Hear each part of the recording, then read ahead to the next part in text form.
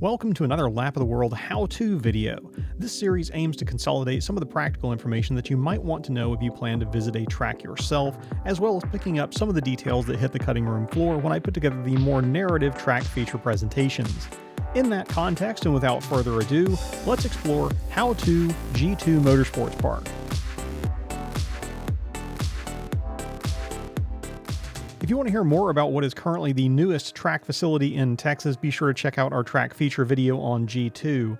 Situated a few hours north of Dallas in Anna, Texas, G2 Motorsports Park is the brainchild of champion racing driver Lou Gelati, who, with help from Tilke Engineering and Bob Barnard, has managed to shoehorn 3.1 miles of fun and challenging tarmac into just 180 acres of Texas countryside, while still leaving room for some luxury accommodations and big track amenities.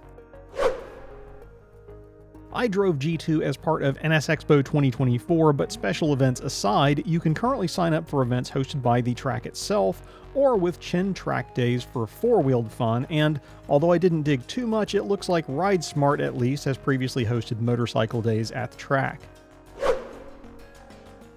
Here's the address, plug it in your phone or GPS, and you'll end up in the right place.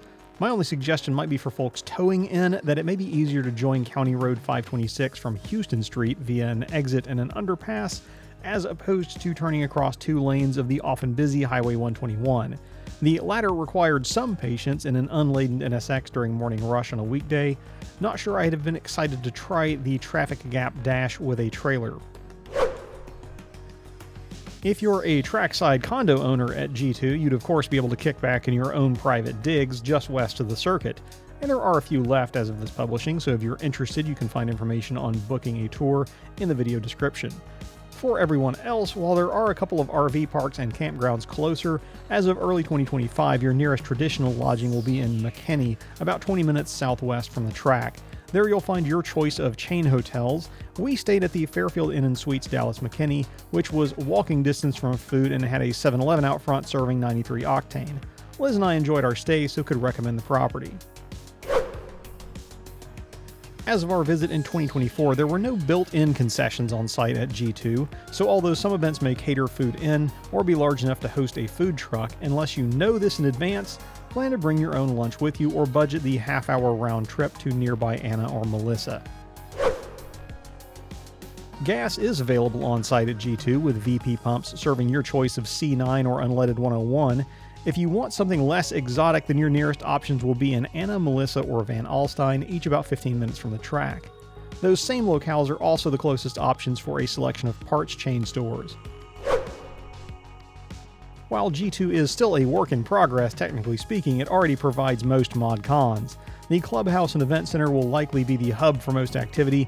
It houses a large common area, restrooms, classrooms, private areas for members, and is crucially climate controlled, providing respite from the weather. Depending on the event, the garages may also be available to rent. Members do have first dibs, so if they are on offer, expect them to fill up quick for those wanting to park in the shade.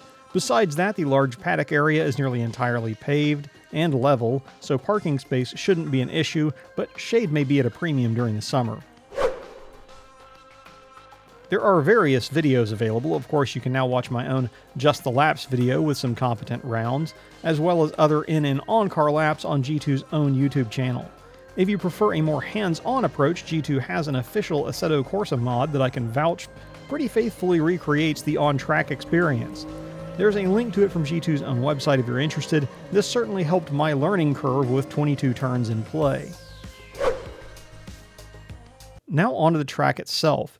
If you'd like to see me driving consecutive laps of G2, please find my Just the Laps video, a link to which is probably appearing in the upper right corner as I say this. As we pit out, it's worth noting that G2 has a few possible track configurations and can theoretically run two events simultaneously between the east and west courses. We had the run of the place though, so got to drive on the entire combined layout minus the east chicane. For reference, I'm going to use the turn numbers as shown on G2's own track maps, but we'll use east and west to distinguish while adding a 12 east for the crossover turn here.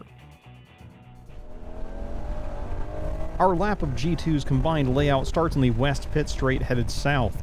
Turn 1 west has a pretty generous radius, so you can carry some good speed through it, but mind your left side tires on exit as there's only a few yards of grass between you and the guardrail here. For turn 2 west, you'll want to prioritize exit speed over entry speed as it leads onto effectively a straight, with turns 3 and 4 west I suspect being flat out in most cars.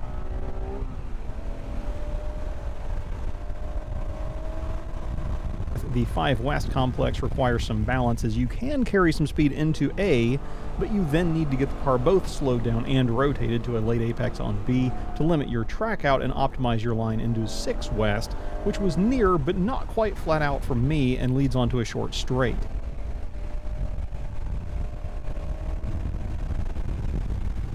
Seven west is a narrow entry, but the track opens significantly on exit into 8 west. I opted to give up some entry speed to get a later apex on 7, after which I could keep it pinned through 8, only tracking out all the way after clearing 8. If not for being polite to our friend here, I'd want to be a little further left, turning into 9 west, exercising a little patience mid-turn to exit with a car parallel to where the curbing necks in on the left. I saw my fastest speeds on this north straight as we transition onto the east course. Mind the crest and downslope on the brakes, but otherwise turns 2 and 3 east are almost one big turn. I stayed a car width or so off the curb through 2 and then clipped on 3, and I probably could have carried more speed than I did. And you'd want to, as you're immediately back on a nearly as long straight before arriving at 7 east, which puts you over a crest at some speed. Coming off the brakes, I'd recommend avoiding the inside curb on 7 as you apex, and then make sure you're straight as you start to brake for the uphill autocross section that is turns 8 through 11 east. Clearing that complex puts you onto the east pit straight, and in our case looking for a left turn with no number that I'm calling 12 east as we transition back on the west course. This turn is pretty fast, but I always felt like I was too early or there wasn't as much room as I thought on exit.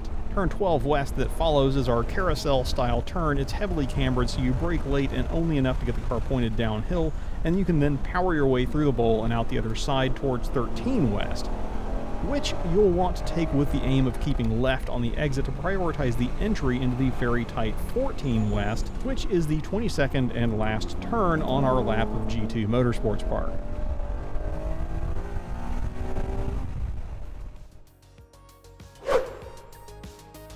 Before hitting G2 for the first time, I would encourage you to do your homework watching videos and learning it virtually.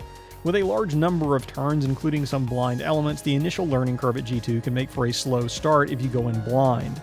Take advantage of any sighting laps, and in particular make sure you understand which pit entrance and exit your event will be using. We pitted both in and out on the west pit straight, but some events will have you pit in after turn 11 east with pit out before turn 1 west. Along those lines, the pit marshals at G2 are very good at timing releases for track entry, but your safety is in your own hands, so at the pit exit I'd recommend making sure you look to the right as you clear the pit wall, since the blend lane is in the runoff trajectory for the west pit straight. If you're just visiting G2 for the weekend, then the track is probably the only attraction you're really interested in, but if you're traveling from out of region or bringing the family, it's worth remembering you're only a couple of hours from the DFW Metroplex. Our NS Expo itinerary included visits to downtown Grapevine and the Fort Worth Stockyards, both of which left us feeling like we'd had a good Texas experience. And that's aside from any number of possible pro sports viewing, shopping, and fine dining opportunities in the greater Dallas area. Thank you then for watching How To G2 Motorsports Park. Hopefully this has helped you if you plan to visit this new addition to the Texas track scene. Thanks again to the NSX Club and everyone at G2 for making our own experience fun and stress-free. If you enjoyed this video or found it helpful, please remember to leave a like, comment with any suggestions or anything we missed, and consider subscribing. Until next time, I'm Richard, this is Lap of the World, and we'll see you in the next video, if not at the track.